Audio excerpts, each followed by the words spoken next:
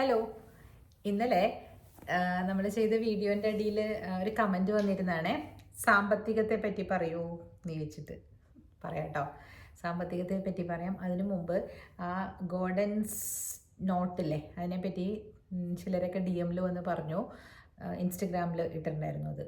അതിൽ പറഞ്ഞു, അത് 1 മിനിറ്റ് റീലുമായിട്ട് ഇട്ടിട്ടുണ്ടായിരുന്നേ. അപ്പോൾ അതിൽ പറഞ്ഞു, ചേച്ചി എല്ലാ റിലേഷൻഷിപ്സും നമുക്ക് പെട്ടെന്ന് ഇങ്ങനെ കട്ട് ചെയ്യാൻ പറ്റൂലല്ലോ എന്ന്. ശരിയാണ്, ഞാനും അത് ശരിയാണെന്നല്ല പറഞ്ഞത്. ചില റിലേഷൻഷിപ്പ് ചിലർ കട്ട് ചെയ്തിട്ട് പോകും അവരുടെ അപ്പോഴത്തെ ആവശ്യത്തിന് വേണ്ടിയിട്ട്. എന്തെങ്കിലും ഒരു കാരണം അവർക്കുണ്ടാകും.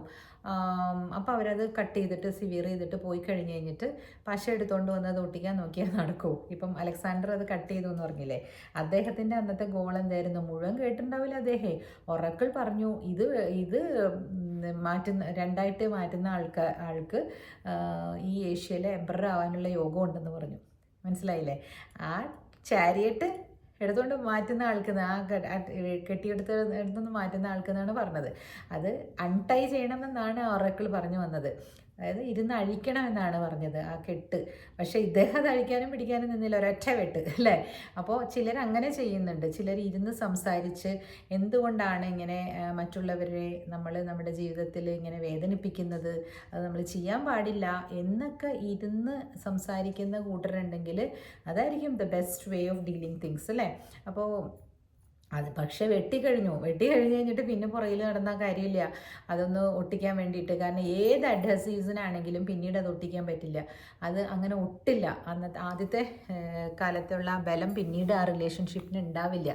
അപ്പോൾ അത് വെട്ടുന്നതിന് മുമ്പ് എല്ലാവരും ഇരുന്നൊന്ന് ആലോചിക്കേണ്ടതാണ്, നമ്മൾ ആരെയാണ് നമ്മുടെ ജീവിതത്തിൽ നിന്ന് ഒഴിവാക്കുന്നത്, അതുകൊണ്ട് നമുക്കുണ്ടാകാവുന്ന ദൂഷ്യം എന്താണ്, നമ്മുടെ മെൻ്റൽ പീസ് അത് നല്ലതാണെന്ന് തന്നെയാണ് നിങ്ങൾക്ക് ഉത്തരം കിട്ടുന്നതെങ്കിൽ നിങ്ങൾ പിന്നെ അത് ഒട്ടിക്കാൻ പോകരുത്. നിങ്ങൾക്ക് എന്തുകൊണ്ടാണ് ആ ഒരാളെ നിങ്ങളുടെ ജീവിതത്തിൽ നിന്ന് ഒഴിവാക്കേണ്ടി വന്നത് ചില സമയത്ത് നിന്നുണ്ട് എന്ന് കാതലായ റീസൺ ഉണ്ടെങ്കിൽ പിന്നെ അത് തിരിച്ചത് നിങ്ങൾ എന്തിനാണ് മെൻഡ് ചെയ്യാൻ പോകുന്നത് എനിക്ക് മനസ്സിലാകുന്നില്ല. ചില ആളുകൾ വെട്ടിക്കളഞ്ഞു കഴിഞ്ഞിട്ട് എനിക്ക് അന്നേരത്തെ ആ ഒരു ഇതിന് ഞാൻ ചെയ്തതാ എന്ന് പറഞ്ഞു പോകുന്നവരെ ഞാൻ കണ്ടിട്ടുണ്ട്.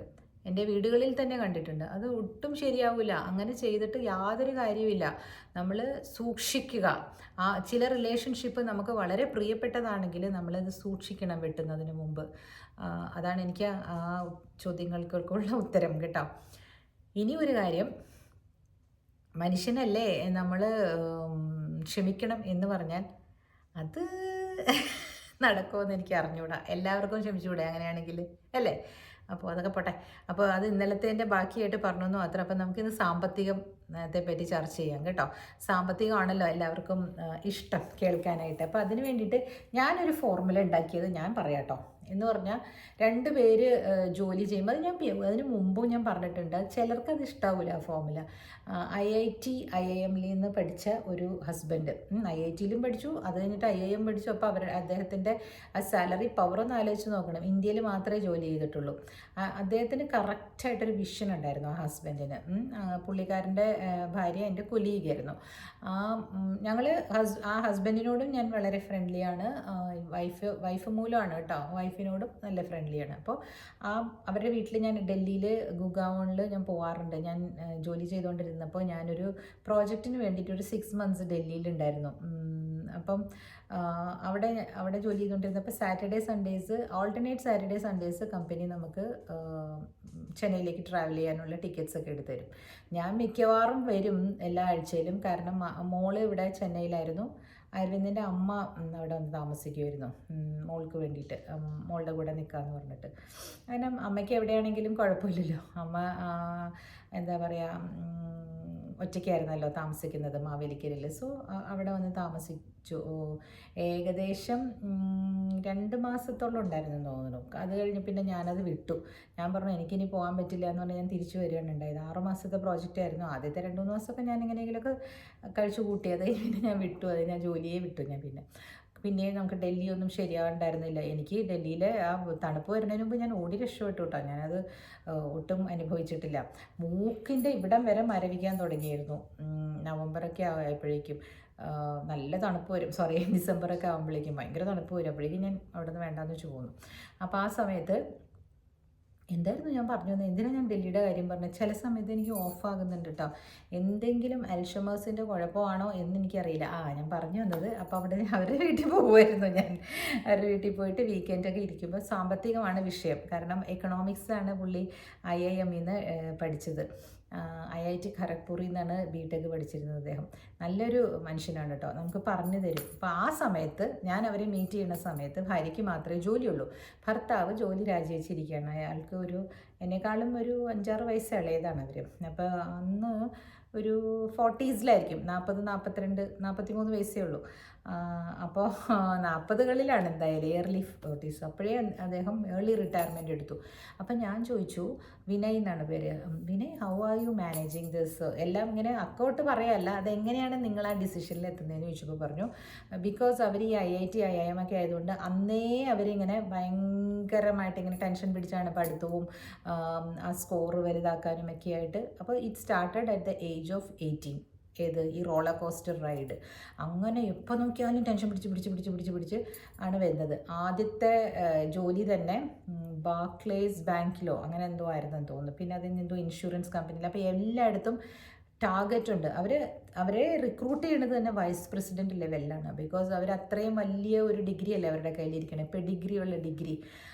അപ്പോൾ ഞാനൊക്കെ ഒരു 10 വർഷം കഴിഞ്ഞ് 10-15 വർഷമൊക്കെ കഴിഞ്ഞിട്ട് കിട്ടിയ ശമ്പളമൊക്കെ അവർക്ക് ആദ്യത്തെ മാസം തന്നെ ക്യാമ്പസ് റിക്രൂട്ട്മെൻറ്റിൽ കിട്ടും. IIT IIM അറിയാലോ. അപ്പോൾ അങ്ങനെ ജോലി ചെയ്തുകൊണ്ടിരിക്കുന്ന സമയത്ത് ഇവർ ഭയങ്കര ഹൈ പ്രഷറിലാണ് ജോലി ചെയ്യണത്, ഭയങ്കര ഹൈ പ്രഷറിൽ. അപ്പോൾ അങ്ങനെ ജോലി ചെയ്ത് കുറച്ച് ഇരിക്കാൻ നേരമില്ല, നിൽക്കാൻ നേരമില്ല. എന്നാലും അവർ ഏത് സ്ഥലത്താണ് ജോലി ചെയ്യുന്നത്, ഇപ്പോൾ ചെന്നൈയിലാണെന്ന് വിചാരിച്ചോ, ചെന്നൈയിലെ വീക്കെൻഡ്സ് ഒന്നും അവർ വീട്ടിലുണ്ടാവില്ല. അവർ ഓരോരോ സ്ഥലങ്ങൾ കണ്ടുപിടിച്ച് പോയിക്കൊണ്ടിരിക്കും.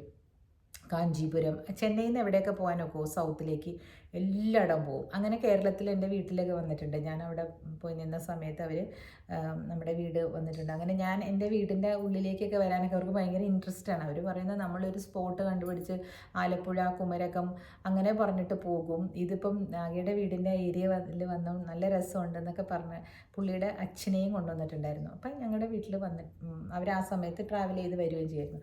അപ്പോൾ ഇതിനൊക്കെ അങ്ങനെ ആ സ്ട്രെസ്ഫുള്ളായിട്ടുള്ള ലൈഫിൻ്റെ ഉള്ളിൽ കൂടെ അവരത് ചെയ്യുമായിരുന്നു എന്നാണ് ഞാൻ പറഞ്ഞു വന്നത്. അപ്പോൾ ഇതിൽ ഒരു കാര്യം എന്താണെന്ന് വെച്ചാൽ, ഭാര്യയ്ക്കും ഭർത്താവിനും കൂടെ ജോലി വേണമെന്നൊന്നുമില്ല. കാരണം ഒരാളുടെ ശമ്പളത്തിൽ 2 പേർക്കും കൂടെ ആണ് ആ ശമ്പളം എന്ന് അവർ വിശ്വസിക്കുകയും അവരതനുസരിച്ച് പ്രവർത്തിക്കുകയും ചെയ്യുകയാണെങ്കിൽ ഒരാൾ ജോലി ചെയ്യുന്നതിന് സഫീഷ്യൻ്റ് ആയിട്ടുള്ള എമൗണ്ട് ഉണ്ടെങ്കിൽ കേട്ടോ. അതേപോലെ തന്നെ ആ ഹസ്ബൻഡ് ജോലി ചെയ്യുന്ന പൈസയുടെ പങ്ക് ഭാര്യയ്ക്ക് അതിൻ്റേതായ വിഹിതം കൊടുക്കാൻ തയ്യാറായിട്ടുള്ള ആളുമായിരിക്കണം.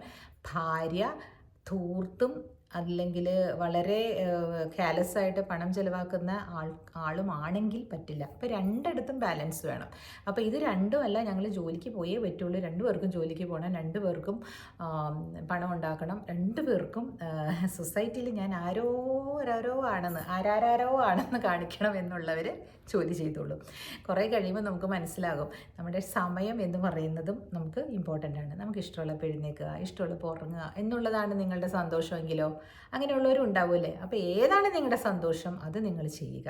പിന്നെ ചിലർക്ക് കുക്കിങ്ങിൽ തീരെ താല്പര്യം ഉണ്ടാവില്ല, വീട്ടിലിരുന്ന് ചെയ്യാൻ പറ്റൂല ചേച്ചി, ജോലിക്ക് പോയാലേ ഇതൊക്കെ ശരിയാവുള്ളൂ എന്ന് പറഞ്ഞ് പോകുന്നവർ അതും ചെയ്യാം. ഞാൻ അങ്ങനെ ഒരാളായിരുന്നു കുറച്ച് നാൾ. അതൊക്കെ കഴിഞ്ഞ് കഴിഞ്ഞപ്പോൾ എനിക്ക് മനസ്സിലായി സമയം, എൻ്റെ ഉറക്കം, എൻ്റെ സ്വാതന്ത്ര്യം അതൊക്കെ വലുപ്പെട്ടതാണെന്ന് ഞാൻ പിന്നീട് മനസ്സിലാക്കി. എല്ലാവർക്കും അങ്ങനെ ആയിരിക്കണമെന്നില്ലല്ലോ. എന്നാലും എന്നോട് തിരിച്ചു പോകുന്നോ ജോലിക്കെന്ന് ചോദിച്ചാൽ മേ ബി 1 വർഷമോ 2 വർഷമോ അതിൽ കൂടുതലൊന്നും ഇനി എനിക്ക് ജോലിക്ക് പോകണമെന്നില്ല, ചെയ്യാനൊരു ഇൻട്രസ്റ്റും ഇല്ല. അപ്പോൾ ഇങ്ങനെ അവർ പറഞ്ഞ എന്താണെന്ന് വെച്ചാൽ, എങ്ങനെയാണ് അവർ പൈസ മാനേജ് ചെയ്തതെന്ന് വെച്ചാൽ, സോ ഹൈലി പെയ്ഡ് ആണെന്ന് ഞാൻ പറഞ്ഞില്ലേ, ആ 20 years ബാക്ക് തന്നെ ഈ വിനയ്ക്ക് നല്ല എമൗണ്ട് ശമ്പളം കിട്ടുന്നുണ്ട്. അപ്പോൾ അവരെന്ത് ചെയ്തു, അവർക്ക് എവിടെയാണ് സെറ്റിൽ ചെയ്യേണ്ടതെന്ന് അവർക്കൊരു തീരുമാനം ഉണ്ടായിരുന്നു. അവർക്ക് ഡൽഹിയിൽ തന്നെ, ഗുർഗാവൺ ആ ഏരിയയിലാണ് സെറ്റിൽ ചെയ്യണം എന്ന് പറഞ്ഞത്. അപ്പോൾ അവർ ആ ഏരിയയിൽ തന്നെ വീട് മേടിക്കാനായിട്ട് വലിയൊരു ലോൺ എടുത്ത് വീട് മേടിച്ച് 5 വർഷത്തെ സ്പാനിലങ്ങ് അടച്ച് തീർത്തു കേട്ടോ. കാരണം അവർക്ക് അത്ര ശമ്പളം ഉണ്ട്, അവർക്ക് അത്ര ശമ്പളം ആവശ്യമില്ല അവരുടെ കാര്യങ്ങൾ ചെയ്യാനായിട്ട്. അപ്പോൾ ഭാര്യ വീട്ടിലിരിക്കുകയാണ്, കൊച്ചു കുട്ടിയാണ്, കുഞ്ഞിനെ നോക്കിക്കൊണ്ട് വീട്ടിലിരിക്കുകയാണ് അന്നേരം എൻ്റെ ഫ്രണ്ട്. അത് കഴിഞ്ഞ് 2 പേരും കൂടി പിന്നെ തീരുമാനിച്ചു. കുറച്ച് കഴിഞ്ഞപ്പോൾ അവർക്ക് ആ ലോണെല്ലാം അടച്ചു കഴിഞ്ഞു. നല്ല ഒരു ചെറിയ പ്ലോട്ട് അവർ ഡെറാഡൂണിൽ വാങ്ങിച്ചിടുകയാണ്. എന്തിന്, ഡൽഹിയിൽ നിന്നൊക്കെ വീക്കെൻഡിലൊക്കെ പോയിട്ട് അവിടെ ഇരിക്കാം എന്നൊക്കെ പറഞ്ഞിട്ട് അങ്ങനെ ചെയ്ത് കഴിഞ്ഞ് ഇങ്ങേര് ആ ജോലി രാജിയൊക്കെയാണ്. കാരണം BP ഒക്കെ കൂടുന്നു. ഭാര്യയ്ക്ക് അപ്പോൾ ജോലിയുണ്ട് കേട്ടോ, ഡൽഹിയിൽ തന്നെ ഒരു ലോ ഫേമിൽ വർക്ക് ചെയ്യാണ്, ഇപ്പോഴും വർക്ക് ചെയ്യുന്നുണ്ട് പുള്ളിക്കാരത്തി. അപ്പോൾ എങ്ങനെയാണ് അവർ ചെയ്തുകൊണ്ടിരുന്നതെന്ന് വെച്ചാൽ, ഈ ഭാര്യയുടെ ശമ്പളം ഇല്ലേ അത് എടുക്കുകയില്ല. ആദ്യ കാലങ്ങളിൽ അങ്ങനെ ചെയ്യുമായിരുന്നു. അപ്പോൾ അവരുടെ കയ്യിലും കുറച്ച് പണം ഉണ്ടായിരുന്നു. അങ്ങനെയാണ് അവർ വെറുതെ ഇരുന്നത്.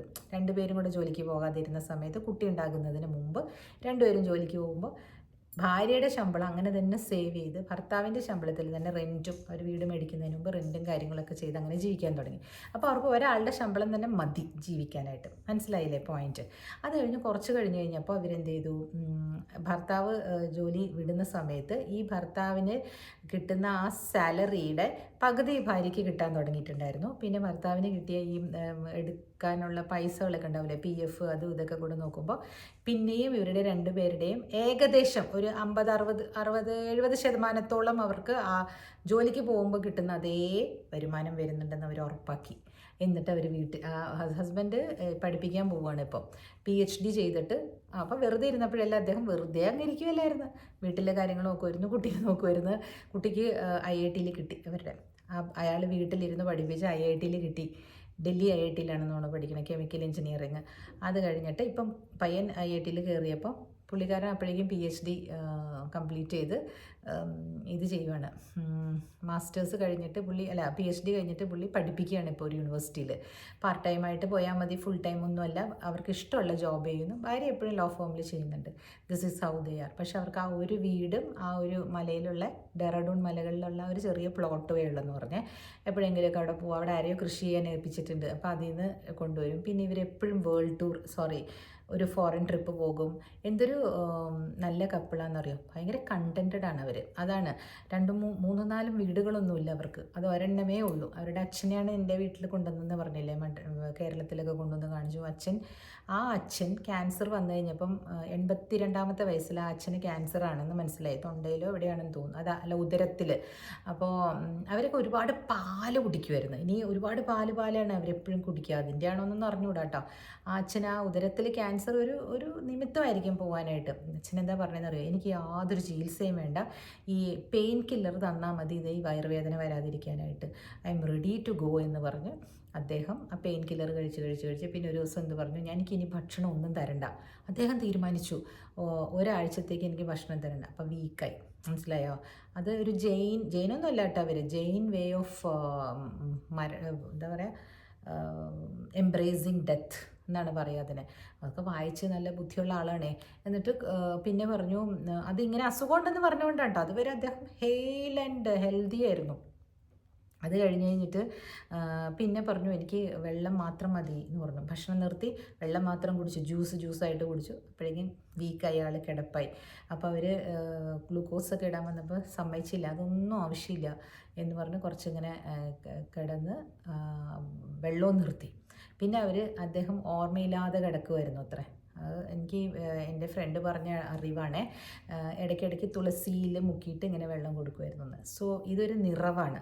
അപ്പോൾ ചേച്ചി പൈസ സേവ് ചെയ്യാനുള്ള മാർഗ്ഗങ്ങൾ പറയുമെന്ന് പറഞ്ഞാൽ, നിങ്ങൾ ഏതാണ് നിങ്ങളുടെ ലൈഫിൻ്റെ ചോയ്സ്, നിങ്ങൾ ഏത് രീതിയിലാണ് നിങ്ങളുടെ ജീവിതം എടുക്കാൻ പോകുന്നത് എന്നുള്ളത് വെച്ചിട്ട് വേണം നിങ്ങൾ പൈസ എങ്ങനെയാണ് സേവ് ചെയ്യേണ്ടതെന്ന് വിചാരിക്കേണ്ടത് കേട്ടോ. ചിലപ്പോൾ സേവ് ചെയ്യാൻ ബാക്കി ഉണ്ടാവില്ല. നിങ്ങളൊരു ടൂറ് പോയി കഴിഞ്ഞ് ബാക്കി ഉണ്ടാവില്ലെങ്കിൽ നിങ്ങൾ മനസ്സ് വിഷമിക്കരുത്. അതായിരുന്നു നിങ്ങളുടെ നിയോഗം എന്ന് വിചാരിക്കണം, ആ ടൂറ് പോയപ്പോൾ കിട്ടിയ മെമ്മറീസൊക്കെ. അപ്പോൾ ഇതിനൊക്കെ ഒരു ഫോർമുല ഉണ്ടാക്കുക എന്ന് പറഞ്ഞാൽ ഇറ്റ്സ് വെരി ഡിഫിക്കൽട്ട്. അതാണ് ഞാൻ പറഞ്ഞു വരുന്നത്. പക്ഷേ ഒരു മന്ത്രം ഞാൻ പറയാം, കിട്ടുന്ന 2 പേരും കൂടെ ജീവിക്കുമ്പോൾ ഒരാളാണ് സമ്പാദിക്കുന്നത് എങ്കിലും മറ്റേ ആൾക്കും കൂടി ഇതിനകത്ത് അധികാരമുണ്ടെന്നുള്ളത് നിങ്ങൾ മനസ്സിലാക്കണം. ആണായാലും പെണ്ണായാലും അങ്ങനെയാണെങ്കിൽ മാത്രമാണ് ജീവിതം മുന്നോട്ട് പോവുകയുള്ളൂ. അതപ്പോൾ അച്ഛനും അമ്മയ്ക്കും കൊടുക്കുന്ന കാര്യത്തിൽ പറയുകയാണെങ്കിൽ, നിങ്ങളുടെ ഇൻകമിൽ ഒരു ഭാഗം പെൺകുട്ടിയുടെ അച്ഛനും അമ്മയ്ക്ക് ആവശ്യമാണെങ്കിൽ മാത്രം അവർക്കും കൊടുക്കണം, ഇവർക്കും കൊടുക്കണം. ആവശ്യമാണെങ്കിൽ മാത്രം മതി കേട്ടോ. ഈ 2 ഭാഗത്തെ അച്ഛനും അമ്മമാർക്കും അവർക്ക് നിങ്ങളുടെ കയ്യിൽ നിന്ന് പണം കിട്ടിയാൽ മാത്രമാണ് അവരുടെ പശി അടങ്ങുള്ളൂവെങ്കിൽ, അല്ലെങ്കിൽ അവർക്ക് വേറെ വരുമാന മാർഗ്ഗം ഇല്ലെങ്കിൽ, you have to calibrate your finances accordingly. അങ്ങനെ തന്നെയായിരിക്കണം അപ്പോൾ നിങ്ങൾ ചിലവാക്കേണ്ടത്. നിങ്ങൾ പറയാൻ പറ്റൂല അച്ഛനും അമ്മയ്ക്ക് എടുത്ത് വെക്കായിരുന്നില്ലേ എന്ന് ചോദിക്കരുത് കേട്ടോ. ഞാൻ അങ്ങനെ ഒരു മരുമകളാണ്, ഞാൻ അങ്ങനെ ചോദിക്കാത്ത ഒരാളാണ്. അതുകൊണ്ടാണ് എനിക്ക് ഇതിന് മുമ്പിൽ വന്നിരുന്ന് പറയാൻ പറ്റുന്നത്.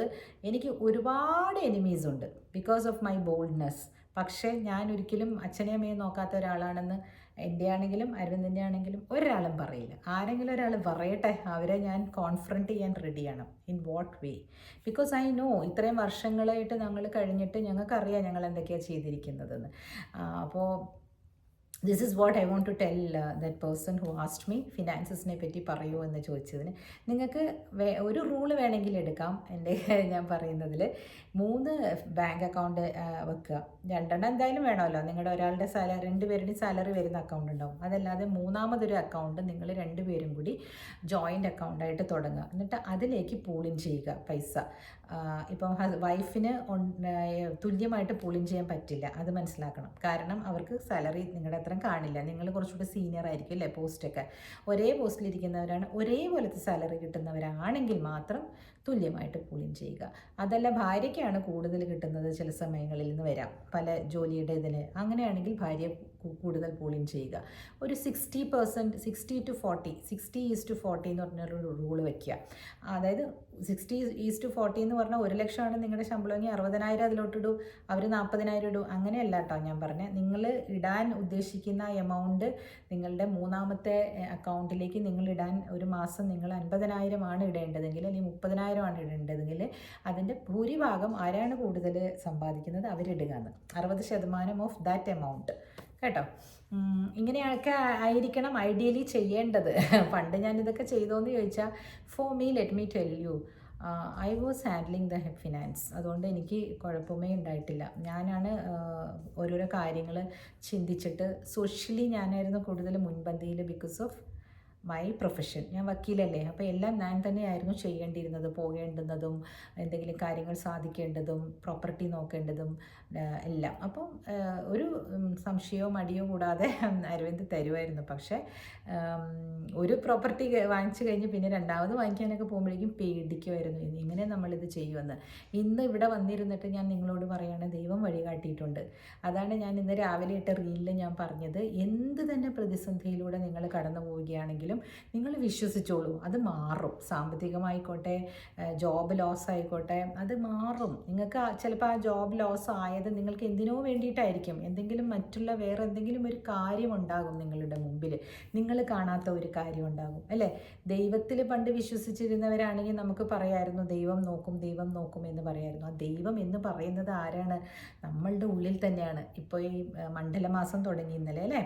തത്വമസി എന്നല്ലേ ശബരിമലയിൽ എഴുതി വെച്ചിരിക്കുന്നത്. തത്വമസി, അഹം ബ്രഹ്മാസ്മി, ഇതൊക്കെ അങ്ങോട്ട് പറഞ്ഞോളൂ. തത്വമസി എന്ന് പറഞ്ഞാൽ നീ ഞാനാകുന്നു എന്ന് പറയുന്നു. അതാണല്ലോ അവിടെ നമ്മൾ കാണുന്നത്. സ്വാമിയേ ശരണം അയ്യപ്പ എന്ന് പറഞ്ഞ് നമ്മൾ മാലയിട്ട് അങ്ങോട്ട് കയറി ചെല്ലുമ്പോഴേക്കും ഏതൊരു മനുഷ്യനെയും അങ്ങോട്ടും ഇങ്ങോട്ടും എന്താ വിളിക്കണേ? ആ സ്വാമി അയ്യപ്പൻ, അങ്ങനെയല്ലേ നമ്മൾ പറയുന്നത്. സ്വാമി എന്ന് അങ്ങോട്ടും ഇങ്ങോട്ടും സ്വാമി എന്നേ വിളിക്കുള്ളൂ. മാളികപ്പുറം എന്ന് വിളിക്കും സ്ത്രീകളാണെങ്കിൽ അല്ലേ. അപ്പോൾ അയ്യപ്പന്മാരെന്നാണ് പറയുക പോകുന്നവർ, ശബരിമലയ്ക്ക് പോകുന്നവരെ. അയ്യപ്പൻ എങ്ങോട്ടാ, സ്വാമി എങ്ങോട്ടാ, അങ്ങനെയല്ലേ ചോദിക്കുക. അല്ലെങ്കിൽ സ്വാമി എവിടെന്നാ, അങ്ങോട്ടും ഇങ്ങോട്ടും നമ്മൾ സ്വാമി എന്നാണ് പറയുക. ഞങ്ങൾ സായിബാബയുടെ ആശ്രമത്തിലും എല്ലാവരും അങ്ങോട്ടും ഇങ്ങോട്ടും സായിറാം എന്നേ പറയുള്ളൂ. നമ്മൾ ഭജനൊക്കെ പോകുമ്പോഴേക്കേ സായിറാം, ഒന്ന് അങ്ങോട്ട് നീങ്ങിയിരിക്കൂ, സായിറാം. അതായത് അത് തത്വമസിയാണ്. നമ്മൾ സ്വാമിയെ നമ്മളിൽ കാണുകയാണ്. അങ്ങനെ കാണാൻ ശ്രമിച്ചു നോക്കൂ നിങ്ങൾ. നിങ്ങളുടെ ജീവിതം വളരെ മനോഹരമായിരിക്കും, വളരെ വളരെ മനോഹരമായിരിക്കും. എനിക്കങ്ങനെ കാണാൻ സാധിക്കുന്നുണ്ടോ എന്ന് ചോദിച്ചാൽ, ഇങ്ങനെ നിന്നിട്ട് ഞാൻ പറയും യെസ്, എനിക്ക് സാധിക്കുന്നുണ്ട്. എനിക്ക് മറ്റുള്ളവരിൽ എന്നെ കാണാൻ സാധിക്കുന്നുണ്ട്, ഉറപ്പാണ് എനിക്കത്. അത് ഞാൻ എൻ്റെ അച്ഛനും അമ്മയും പറയും, എപ്പോഴും പറയും, നിനക്ക് എങ്ങനെ ഇങ്ങനെ സാധിക്കുന്നു? നിന്നോട് ദ്രോഹം ചെയ്യുന്ന അല്ലെങ്കിൽ നിന്നെ ഇഷ്ടപ്പെടാത്ത ചില ആളുകളുണ്ടല്ലോ, അവരോടൊക്കെ നിനക്ക് എങ്ങനെ ഇങ്ങനെ പെരുമാറാൻ സാധിക്കുന്നു എന്ന് എൻ്റെ അമ്മ ചോദിച്ചിട്ടുണ്ട് എൻ്റെ അടുത്ത്. അപ്പോഴും അമ്മ പറയും, ഞാൻ നീ ചെയ്യുന്നതിൽ എനിക്ക് അഭിമാനം ഉണ്ടെന്നൊക്കെ പറയും ഇപ്പോൾ എൻ്റെ അമ്മ. കാരണം പണ്ടേ ഞാൻ ഒരു ഡിഗ്രിക്കൊക്കെ പഠിച്ചിരുന്ന കാലത്ത് എനിക്ക് ഇച്ചിരി കളറൊക്കെ കുറവായെന്നുള്ളൊരു കോംപ്ലക്സ് ഒക്കെ അന്നൊക്കെ ഉണ്ട് കേട്ടോ. വലിയ വിവരമൊന്നും ഇല്ലല്ലോ എന്ന്. അപ്പം ഞാൻ ഒരു പ്രാവശ്യം വനിതയിൽ വനിതയുടെ നടുക്ക് ഒരു പ്ലെയിൻ സാരി ഇട്ടിട്ട് ഒരു കുട്ടിയുടെ ഫോട്ടോ കണ്ടു. അത് പിങ്ക് എന്ന് പറഞ്ഞിട്ടില്ല, അടിക്കണം മജന്ത, അതിനെന്താ പറയുക, ബേബി പിങ്ക്. ഞാൻ ഇപ്പോഴും ഇടാറുണ്ട് അത്, ഇപ്പം ഞാൻ ഇടുന്നുണ്ട്. പണ്ടൊക്കെ ഞാൻ ഇടൂല, ഇങ്ങനെ ഇട്ട് കഴിഞ്ഞ് ഒരു ദിവസം ഞാൻ അതിൻ്റെ സാരി മേടിച്ചുകൊണ്ടുവന്ന് ചെക്സുള്ള ബ്ലൗസൊക്കെ തയ്പ്പിച്ച് ഞാൻ ഒരുപാട് അതിനകത്ത് പണിയെടുത്ത് കൊണ്ടുവന്ന് ഇട്ട് കഴിഞ്ഞപ്പോൾ ഇല്ലേ, ഒരുപാട് പേര് എൻ്റെ അടുത്ത് നോക്കിയിട്ട് പറഞ്ഞു, അയ്യോ ഇത് നിനക്ക് ചേർന്നില്ല, ഭംഗിയില്ല എന്ന് പറഞ്ഞു. അപ്പം ഞാനത് അങ്ങനെ തന്നെ ഉടുത്തില്ല, ഒന്ന് ഉടുത്ത് നോക്കി. ഇപ്പോഴേ എല്ലാവരും പറഞ്ഞു, കുറച്ച് പേര് പറഞ്ഞു. അപ്പം ഞാൻ വേദന അത് മടക്കി ചിറ്റയുടെ മകൾക്ക് അങ്ങനെ കൊണ്ടു കൊടുത്തു കേട്ടോ. അത് അന്നത്തെ എമൗണ്ട് തന്നെ ഒരു 1500-2000 രൂപ. ഒരു പവന് 3000 രൂപ ഉള്ളപ്പോൾ 2000 രൂപ മുടക്കി സാരിയും ബ്ലൗസൊക്കെ തയ്ച്ച് കഴിയുമ്പോൾ അതിൻ്റെ എക്സ്പെൻസ് ഒന്ന് ആലോചിച്ച് നോക്കും. ഞാൻ ഒരുപാട് ആശിച്ച് അമ്മയുടെ അടുത്ത് കൈയും കാലമൊക്കെ പിടിച്ച് പൈസ മേടിച്ച് ചെയ്തതാണ്. അത് അന്നത്തെ ആ ഒരു പാളിച്ച എനിക്ക് തോന്നി അതെനിക്ക് ചേരുന്നില്ല. നന്നായി ചേരുമായിരുന്നു, അത് ആരോ പറഞ്ഞു എന്ന് പറഞ്ഞാണ് ഞാൻ ഇട്ടിരുന്നത്. ഇപ്പോൾ ഈ മഞ്ഞ എനിക്ക് ചേരുന്നില്ല എന്ന് ആരെങ്കിലും പറഞ്ഞാൽ ഞാൻ പറയും ചേരണ്ടെന്ന് പറയും. പക്ഷേ പണ്ട് അത്രയും ബുദ്ധിയില്ലല്ലോ. അപ്പോൾ എന്താ പറഞ്ഞു, അപ്പം ഞാനത് കൊടുത്തു. അപ്പോഴും അമ്മ പറഞ്ഞു, നിനക്ക് ഒരു മടിയില്ല കേട്ടാ, നീ സ്വന്തമായിട്ട് സമ്പാദിക്കുമ്പോഴും നീ ഇതുപോലെ ചെയ്യണം, എനിക്ക് കാണണം എന്ന് പറഞ്ഞു അന്ന്. പിന്നെ അമ്മയുടെ അനിയത്തിയുടെ മോൾക്കായതുകൊണ്ട് അമ്മ എന്നെ വഴക്കൊന്നും പറഞ്ഞില്ല, ഇങ്ങനെ പറഞ്ഞു, ഇങ്ങനെ അങ്ങ് കൊടുത്തല്ലോ, പിന്നെ നിനക്ക് ഞാൻ വേണ്ടി വാങ്ങിച്ചു തരാൻ എന്നൊക്കെ. പക്ഷേ ഞാൻ അങ്ങനെ ചിന്തിക്കാറില്ല. അതാണ് അതിൻ്റെ ഇത്. ഇന്ന് വരെയും അങ്ങനെ തന്നെയാണ്, ഇപ്പോഴും അങ്ങനെ തന്നെയാണ്. അതിന് ഞാൻ ദൈവത്തോട് എന്നും ഗ്രാറ്റിറ്റ്യൂഡ് പറയുന്നു, because four giving me that giving mentality. നമുക്ക് അപ്പോൾ എല്ലാവരും ചോദിക്കും, ചേച്ചിക്ക് എന്തെങ്കിലും ഗിഫ്റ്റ് തന്നിട്ടുണ്ടോ ആരെങ്കിലും? സത്യം പറയട്ടെ, എനിക്ക് ആരും ഗിഫ്റ്റ് തന്നിട്ടില്ല. 1-2 പ്രാവശ്യം ബ്രദറിൻലോ ഗൾഫിൽ നിന്ന് വരുമ്പോൾ കൊണ്ടുവരുമല്ലേ കുറച്ച് സാധനങ്ങളൊക്കെ, അതിൽ നിന്നും എനിക്കൊരു ഗിഫ്റ്റായിട്ട് കിട്ടിയിട്ടുണ്ട്. ഒരു പ്രാവശ്യം സിസ്റ്ററിൻലോ ഒരു സാരി വാങ്ങിച്ചു തന്നിട്ടുണ്ട്, പപ്പ വാങ്ങിച്ചു തന്നിട്ടുണ്ട്, അരവിന്ദിൻ്റെ അച്ഛൻ. എൻ്റെ അച്ഛനും അമ്മയും പറയുന്നത് എന്താ, നിനക്ക് മേടിച്ച് തരണമൊക്കെ ഞങ്ങൾ തന്നതല്ലായിരുന്നു അപ്പോൾ പിന്നെ ഇത് ഗിഫ്റ്റായിട്ടൊന്ന്, അവരങ്ങനെയാണ്. ഗിഫ്റ്റ് എന്നുള്ള പേരിലൊന്നും തന്നിട്ടില്ല. അങ്ങനെ കല്യാണം കഴിച്ച് കഴിഞ്ഞപ്പോൾ പിന്നെ ഞാനാണ് എപ്പോഴും ഗിഫ്റ്റൊക്കെ എല്ലാവർക്കും കൊടുക്കുന്നത്. പിന്നീട് ആരും എനിക്ക് തന്നിട്ടില്ല കേട്ടോ. 1-2 പ്രാവശ്യം അങ്ങനെ കിട്ടിയിട്ടുണ്ട്. പിന്നെ അങ്ങനെ പപ്പ മരിച്ചു കഴിഞ്ഞിട്ട് ആരും എനിക്ക് ഒന്നും വാങ്ങിച്ചു തന്നിട്ടില്ല. പപ്പ വാസ് മൈ, അത് പറയുമ്പോൾ എനിക്ക് ഇപ്പോഴും സങ്കടം വരും കേട്ടോ. കുറേ പപ്പയ്ക്ക് ചില ദേഷ്യങ്ങളും കാര്യങ്ങളൊക്കെ വന്ന് ഭവിക്കുകയൊക്കെ ചെയ്തിട്ടുണ്ട് കേട്ടോ ഇടയ്ക്കൊക്കെ. അതെന്താണെന്നറിയോ, അത് നമ്മൾ മനസ്സിലാക്കേണ്ടത് സാഹചര്യങ്ങളും ഉണ്ട്. ചിലപ്പം ആരൊക്കെങ്കിലുമൊക്കെ എന്തെങ്കിലുമൊക്കെ പറയേണ്ടി വന്നിട്ടുണ്ടാവും, അച്ഛനമ്മമാരൊക്കെ തമ്മിൽ. അതൊക്കെ നമ്മൾ അപ്പം തന്നെ മറക്കണം. അതല്ലാതെ അവരുമായിട്ടുള്ള ടൈസ് സിവിയർ ചെയ്യാൻ പോയാൽ ഞാൻ നേരത്തെ പറഞ്ഞ പോലെ പിന്നീട് അത് ഒട്ടിക്കാൻ പ്രയാസമാകും. അതുകൊണ്ട് അത് നിങ്ങൾ കാര്യമാക്കാനേ പാടില്ല കേട്ടോ. നമ്മുടെ ജീവിതത്തിൽ അനിവാര്യമായ ബന്ധങ്ങൾ മുറിച്ച് കളയരുത്. ഓക്കെ, അപ്പോൾ സാമ്പത്തികം എന്ന് ഞാൻ പറഞ്ഞപ്പോൾ ഞാനിത് പറഞ്ഞാണ്, ഈ 3ാമതൊരു അക്കൗണ്ട് തുടങ്ങുക. ആ അക്കൗണ്ടിൽ നിങ്ങളുടെ ചിലവുകളെല്ലാം ചെയ്യാൻ പറ്റണം. അതിൽ ഒരു എമൗണ്ട് SIP പോലെ ഇടണം. അത് നിങ്ങളുടെ ഫ്യൂച്ചറിലേക്ക്, ഇപ്പോൾ 10-30 വയസ്സുള്ള പിള്ളേരാണെങ്കിൽ 30 വർഷത്തേക്ക് നിങ്ങൾ ആ പൈസ ഇങ്ങനെ ഓട്ടോമാറ്റിക്കായിട്ട് ഇട്ടോളണം. ആഫ്റ്റർ 30 ഇയേഴ്സ് 1000 രൂപയാണെങ്കിൽ പോലും അത് കോടികളിൽ എത്തിയിട്ടുണ്ടാവും, നിങ്ങൾ ചൂസ് ചെയ്യണ ഫണ്ട് അനുസരിച്ച്. അപ്പോൾ ആ ഫണ്ട് ആരാണ്, അതായത് SIPയിൽ ഇടുന്ന മ്യൂച്വൽ ഫണ്ട് ഏതാണെന്ന് മാത്രം നിങ്ങൾ ചിന്തിക്കുക. ഓക്കെ, റീവിസിറ്റ് ചെയ്യുക എല്ലാ വർഷവും. ഇപ്പോൾ 1000 വെച്ചാൽ ഇടുന്നതെന്ന് വിചാരിക്കും, ഇപ്പോൾ നമ്മുടെ സാമ്പത്തിക അത്രയുള്ളൂ, അടുത്ത വർഷം അത് ഡബിളാക്കാൻ നോക്കണം. അല്ലെങ്കിൽ ഒരു ബോണസ് കിട്ടുകയോ അല്ലെങ്കിൽ അങ്ങനെ എന്തെങ്കിലും സാലറി ഹൈക്ക് കിട്ടുമ്പോഴൊക്കെ ഈ പഴയ സാലറിയിൽ തന്നെ ജീവിക്കാൻ ശ്രമിക്കണം ഒരു 5 വർഷത്തേക്ക്. നിങ്ങൾ അപ്പോൾ നിങ്ങളുടെ കാറ് അപ്ഗ്രേഡ് ചെയ്യുകയും അല്ലെങ്കിൽ അപ്പോൾ നിങ്ങൾ വീടുകൾ അപ്ഗ്രേഡ് ചെയ്യുക. അതായത് 2 ബെഡ്റൂമിൽ താമസിക്കുന്ന ഒരു അച്ഛനും അമ്മയൊക്കെ വരും, അപ്പോൾ നമുക്ക് ലാവിഷ് ആക്കാമെന്ന് പറഞ്ഞാൽ 3 ബെഡ്റൂം ആക്കുക. അങ്ങനെയൊന്നും ചെയ്യാതിരുന്ന് നോക്കൂ ഒരു 5 കൊല്ലത്തേക്ക്. You will think about me after 5 years. Okay, ഇന്ന് എഴുതി വെക്കൂ, ചെയ്യൂ. നമുക്ക് പിന്നെയും ഒരു ദിവസം ചെറിയ ടിപ്സുമായിട്ടൊക്കെ വരാം കേട്ടോ. ഫിനാൻസ് എല്ലാവർക്കും ഇഷ്ടമാണല്ലോ. ബൈ. സബ്സ്ക്രൈബ് ചെയ്യുമോ ആരെങ്കിലുമൊക്കെ, ഒന്ന് കൂട്ടിത്തരുമോ? അതെ, 5 പേര് കയറും 4 പേര് ഇറങ്ങും. എന്ത് പറഞ്ഞിട്ടാണാവോ? ശരി എന്നാൽ, ഓക്കെ ദെൻ, ബൈ.